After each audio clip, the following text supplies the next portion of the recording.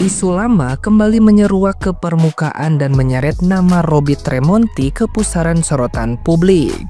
Kali ini perhatian tertuju pada buku Broken Strings karya Aureli Murimans yang kembali ramai dibicarakan setelah potongan wawancara Robby beredar di media sosial. Dalam buku tersebut, Aureli mengisahkan pengalaman kelamnya dengan sosok bernama Bobby, yang kemudian memicu spekulasi liar karena publik mengaitkannya dengan Robby. Situasi ini membuat nama Robby kembali jadi bahan perbincangan, disertai tudingan serius yang berdampak langsung pada citra dan kehidupannya.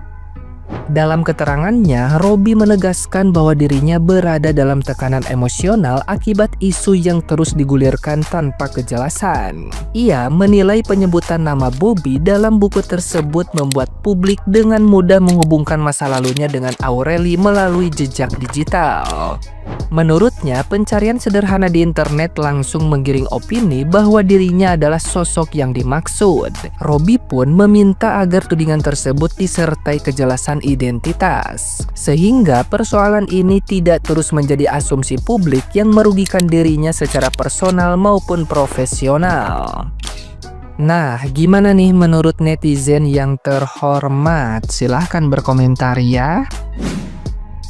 Ini nggak paham deh, bahkan dia sendiri yang klarifikasi kalau mereka menikah. Berarti kan dia mengakui bahwa dia menikahi. Terus apa yang butuh diklarifikasi? Tapi dari videonya itu bukan klarifikasi, yaitu verifikasi. Jadi nggak ada yang perlu dibela karena bagaimanapun juga menikahi itu salah. Jadi udah sampai situ titik, nggak ada lagi dia bilang ABCD. Nggak disebut nama tapi ngadain press conference, itu mah namanya bukan klarifikasi ya nggak sih, tapi verifikasi. Kita nih para pembaca yang tadinya nggak tahu siapakah Bobby itu jadi tahu, oh ternyata Anda pelakunya. Udah gitu pakai acara minta kacamata katanya, kalau ngelihat jarak segini katanya udah nggak jelas. Tapi ya aku rasa dan aku yakin kalau lihat cewek cantik bening apalagi masih muda masih kelihatan kan bang. Ups. Maaf julid dikit nggak apa-apa kali ya. Percuma lo nunjukin foto-foto kayak gitu tuh percuma. Kenapa? Guys, kalau kalian yang belum tahu ya, di Katolik itu kalau udah dibatalin sama gereja pernikahannya ya, itu berarti pernikahannya emang nggak pernah sah. Apalagi kan si Aurel itu dapat surat, itu berarti pernikahannya emang tidak pernah sah ya, nggak sah pernikahannya gitu. Lagi pula ya, dari awal ini emang sifatnya emang bener-bener plek-ketiplek sama apa yang digambarin di buku ya. Gak ada bedanya ya. Emang bener-bener NPD banget. Dan emang bener-bener gak mau salah banget ekspresi dan segala macam. Dia gak usah, kalian gak usah tertipu sama tipu daya dia. Lagian kan dari awal emang gak pernah di-mention ya sama orangnya sendiri. Masa mau tiba-tiba ngelaporin sih? Aku sama kayak kalian barusan baca e-booknya Aureli, terus tiba-tiba muncul si Bobby ini klarifikasi, dan aku tuh salah fokus ke kupingnya dia. Jadi dulu teman baik aku tuh selalu bilang jangan cari cowok yang neo archway kayak gini. Jadi tuh kupingnya nggak ada daun telinganya gitu loh. Kalau aku kan kayak ada nih, dia kan kayak nggak ada gitu kan. Katanya biasanya yang kupingnya kayak gitu tuh orangnya kurang.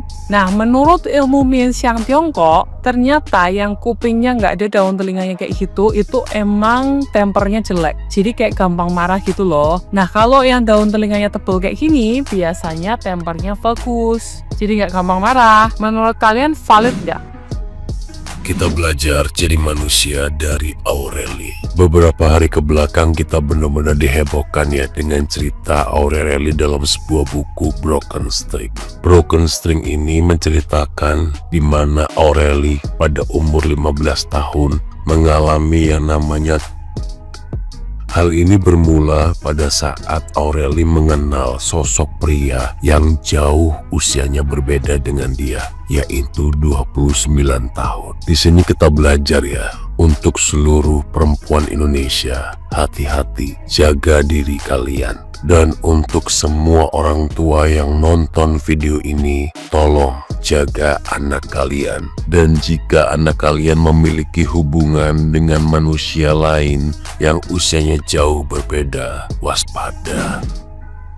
Maksudnya buku Broken String emang bukan buku yang buat ngelamatin siapa-siapa. Dia nggak nawarin jalan pintas, dia nggak bilang semangat ya, nggak bilang kamu kuat. Yang yang dia lakuin cuma satu, ngajak duduk bareng dengan rasa capek itu. Dan kadang justru itu yang paling kita butuhin. Kita hidup di dunia yang kebanyakan nyuruh cepat pulih, cepat ikhlas, cepat move on. Padahal nggak semua luka itu bisa buru-buru. Karena capek itu nggak dihakimi, bingung itu nggak dianggap gagal, dan hancur itu nggak disuruh rapi. Dan mungkin itu kenapa banyak yang ngerasa kena. Bukan karena ceritanya yang paling tragis, tapi karena perasaan yang jujur. Jadi nggak ada keharusan kamu harus sembuh di hari ini. Kalau hari ini kamu belum kuat itu nggak apa-apa. Bertahan pun sudah bentuk keberanian, pelan pun tetap jalan, retak pun masih manusia. Dan ini bukan soal memperbaiki yang rusak aja, tapi ini soal berhenti bohong sama diri sendiri. Dan mungkin di dunia yang ribut nyuruh kita baik-baik aja, kejujuran kecil itu sudah cukup menyelamatkan. Tenang ya, kamu udah cukup melakukan yang terbaik sejauh ini.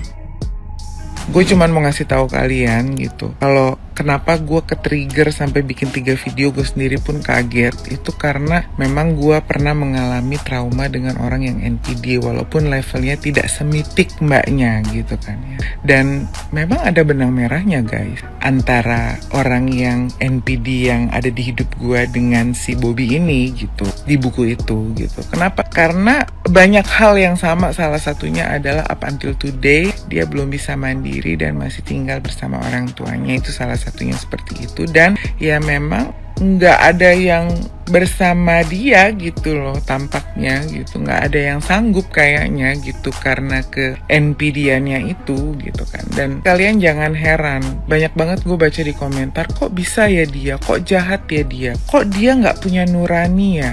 Ya memang karena dia nggak nyampe guys ke nuraninya, paham nggak? Kan mereka itu ke-trigger oleh sesuatu yang membahas mereka itu akan kepo gitu loh. Ini ngomongin gue, ngomongin apa? Gitu kan. Jadi orang NPD itu nggak kekurangan fakta. Mereka tahu faktanya apa. Tapi ketika mereka melihat fakta tersebut, apa yang dirasakan oleh si NPD berbeda dengan apa yang direspon oleh kita semua. Karena ketika NPD itu melihat fakta, mereka tertampar fakta, yang kena tuh egonya mereka. Mereka akan ke-trigger untuk bagaimana caranya gua untuk fight back, bagaimana caranya gua untuk mencari celah supaya gua bisa meng-counter ini semua. Apakah kena nuraninya? Enggak. Punya nggak dia nurani? Punya.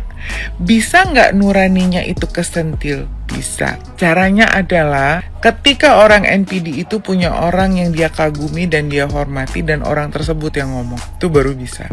Jadi kalau misalnya gue NPD dan gue ngefans sama Kang Deddy Mulyadi, Gubernur Jawa Barat, 1+1=2 ya guys ya, itu baru ketika Kang Deddy yang ngomong ke gue dan memberi nasihat ke gue, baru gue tuh masuk, baru kena itu nurani gue. Ketika gue ngefans misalnya sama Denny Sumargo gitu kan, karena dia tuh punya podcast, terus followersnya banyak, duitnya banyak, gue kagum lah sama dia dan gue pengen ada di podcastnya dia gitu kan, pengen banget diundang Denny Sumargo gitu kan misalnya gitu. Dan kemudian Densu personally ngomong sama gue yang NPD ini dan memberikan nasihat, lu nggak boleh kayak gitu, lu gila ya, emang lu ngapain, bla bla bla bla bla bla gitu kan ya. Di situ baru nurani gue kena.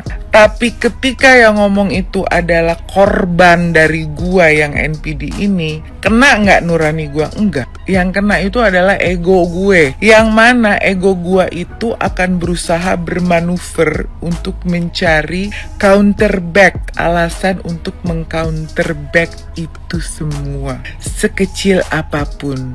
Lah kalau misalnya lu udah nggak punya amunisi untuk meng-counter back, lu bakal ngapain bar kalau lu NPD? Gua akan gaslighting, segaslighting-lightingnya, ya kan, jedar-jedar gitu. Gua akan bilang, halu lu, ngarang lu, lebay lu. Nah itu yang akan dilakukan oleh orang-orang NPD.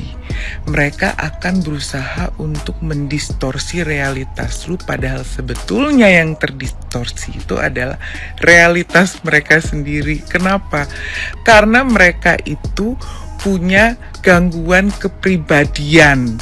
Ya, yang mana berbeda dengan psikotik. Kalau orang punya gangguan psikotik itu mereka nggak bisa berinteraksi, tidak bisa melakukan tugas seperti manusia sosial yang bersosialisasi itu nggak bisa guys. Tapi kalau orang NPD itu bisa. Hanya orang-orang NPD itu fokusnya ke ego. Aku, dan aku. Mereka capable nggak untuk mencintai? Enggak.